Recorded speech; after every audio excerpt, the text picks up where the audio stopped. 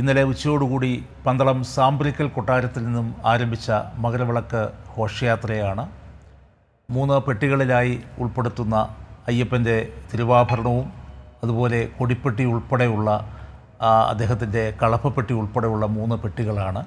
അതിലൊന്നാമത്തെ പെട്ടി നെട്ടൂർ പെട്ടി എന്നറിയപ്പെടുന്ന പ്രത്യേക തരത്തിലുള്ള തടി കൊണ്ടുണ്ടാക്കിയ പ്രത്യേക ആകൃതിയിലുള്ള ഒരു പെട്ടിയാണ്. അദ്ദേഹത്തിൻ്റെ പ്രധാനപ്പെട്ട തിരുമുഖം ഉൾപ്പെടെയുള്ള സ്വർണ്ണ ആഭരണങ്ങൾ ഒക്കെ അടങ്ങിയിരിക്കുന്നത്.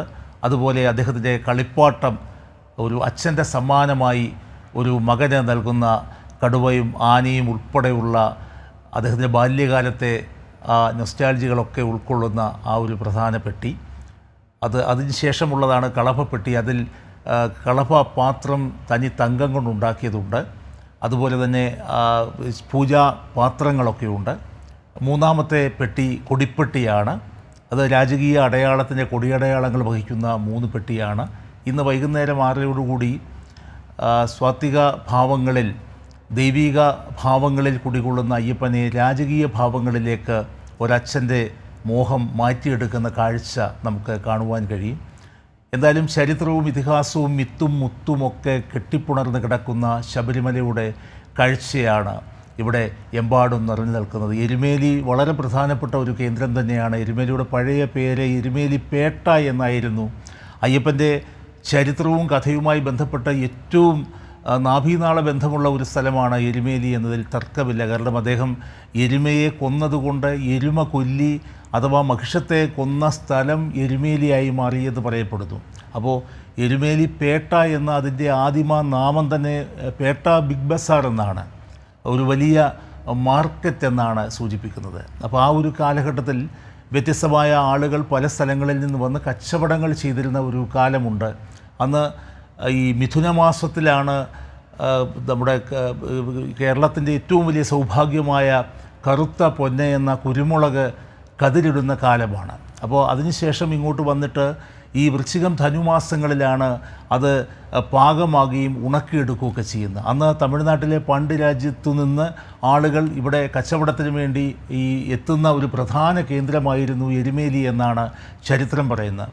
എന്തായാലും അവിടെ നിന്ന് എത്തുന്ന ആളുകൾ ചരിത്രപരമായ ഒരുപാട് തെളിവുകൾ 800 വർഷങ്ങൾക്ക് ശേഷവും എരുമേലി ഒരു വലിയ വാണിജ്യ കേന്ദ്രമായിരുന്നു എന്നതിൻ്റെ ചരിത്രം നമ്മളോട് സംസാരിക്കുകയാണ്. അതുമായി ബന്ധപ്പെട്ടാണ് ശബരിമലയിലെ ആഘോഷങ്ങളും പേട്ട തുള്ളൽ വരെ. പേട്ട എന്ന് പറയുന്നത് നമ്മൾ പറഞ്ഞ പോലെ ബിഗ് ബസാറാണ്, വലിയ ഒരു മാർക്കറ്റാണ്. അപ്പോൾ അതുമായി ബന്ധപ്പെട്ട തുള്ളൽ പോലും അതിന് ചരിത്രമുണ്ട്. നമ്മളതിൻ്റെ ഇതിഹാസം പറയുന്നു, നമ്മളതിൻ്റെ പുരാണം പറയുന്നു, നമ്മളതിനെ രാമായണവും മഹാഭാരതവുമായി ബന്ധിപ്പിച്ചിരിക്കുന്നു.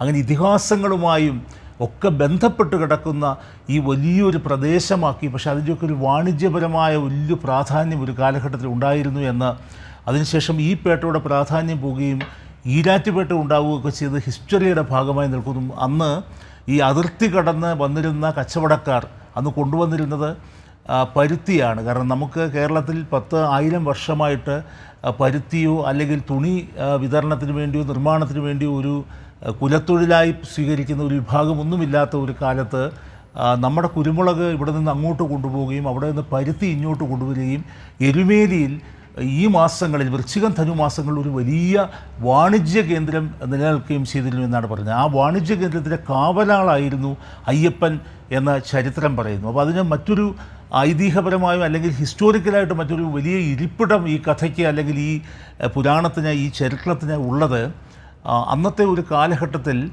ആലപ്പുഴയ്ക്കുടെയും എറണാകുളത്തിൻ്റെയും ഇടയിലുള്ള ചേർത്തല എന്ന പ്രദേശത്ത് ചീരപ്പൻചിറ എന്ന് പറയുന്ന ഈഴവ കുടുംബത്തിൽ ആയോധന വിദ്യ പഠിക്കുവാനായി പൂഴിക്കടകൻ ഉൾപ്പെടെയുള്ള അപൂർവങ്ങളായ ആയോധന വിദ്യ പഠിക്കുവാനായി അയ്യപ്പനെ മഹാരാജാവ് പറഞ്ഞയച്ചു. കാരണം ഈ പന്തളത്ത് രാജ്യം സംരക്ഷിക്കേണ്ടത് ആയോധന കലകളിലൂടെയാണെന്നുള്ളൊരു ബോധ്യം രാജാവിനുള്ളത് കൊണ്ട് ആദിമ പാണ്ഡ്യ രാജാവായിരുന്ന രാജശേഖരൻ എന്ന് പറയുന്ന രാജശേഖര പാണ്ഡ്യൻ എന്ന് പറയുന്ന അയ്യപ്പൻ്റെ വളർത്തച്ഛൻ അദ്ദേഹത്തെ ചീരപ്പൻചിറയിലേക്ക് പറഞ്ഞയക്കുകയും അന്ന് ചീരപ്പൻചിറ വലിയ സമ്പന്നമായ ഒരു കുടുംബമായിട്ടാണ് പറയപ്പെടുന്നത്. അതിൻ്റെ ചരിത്രം അങ്ങനെയാണ് പറയുന്നത്.